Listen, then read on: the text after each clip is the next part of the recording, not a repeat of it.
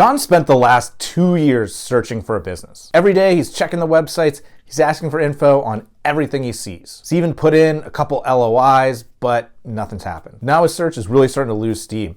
He's requesting info and he's just getting completely ghosted. He's not getting anything from the brokers. He can't get through to the sellers. So here's how John can finally break through and move from searcher to buyer. Now, one of his biggest problems is he's industry agnostic. He doesn't care what industry he's buying in. While that might feel like freedom, that's why he's stuck. Now, because of that, John's been labeled a tire kicker by the brokerage community, meaning they're not going to work with him. And honestly, that label's not unfair. John's been kicking the tires on everything that came to market for the last 2 years, and he hasn't bought anything. So let's get John back on track. Of course, easiest way to get back on track, selfishly, is to work with us, where we can use our expertise and our clout with the brokers to break through and get to the sellers and eventually buy a business.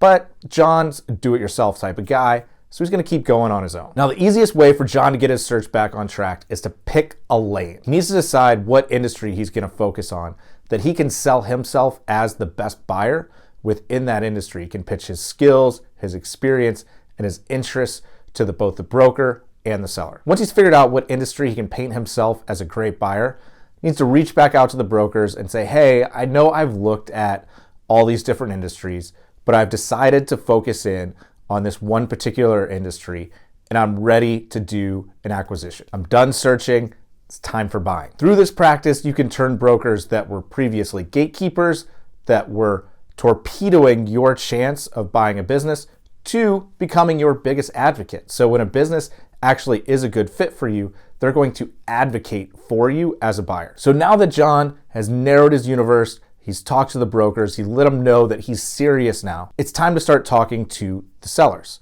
And when you're talking to sellers, John is finally starting to realize that it's an interview. So they're determining who they want to sell the business to.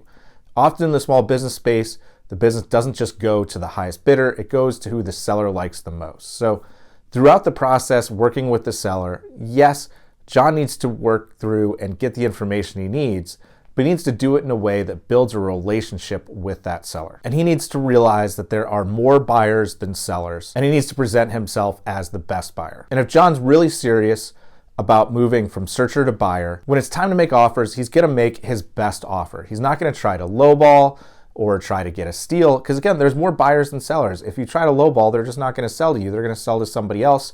And even if you were previously what they thought the best person to take over, if you throw in a low ball, you've just ruined any relationship that you might have. So when it comes time to put in an offer, he's got to put in a strong offer. Now, that doesn't mean an offer that doesn't work from a debt service coverage ratio or generate enough cash. It's got to be the best offer that he can do. And that's the only chance at winning. Now, if John follows our advice, he can move from perma searcher to business owner. And it's really hard, I feel, for a lot of people to understand that the best way to finally get to a transaction is to actually narrow your universe.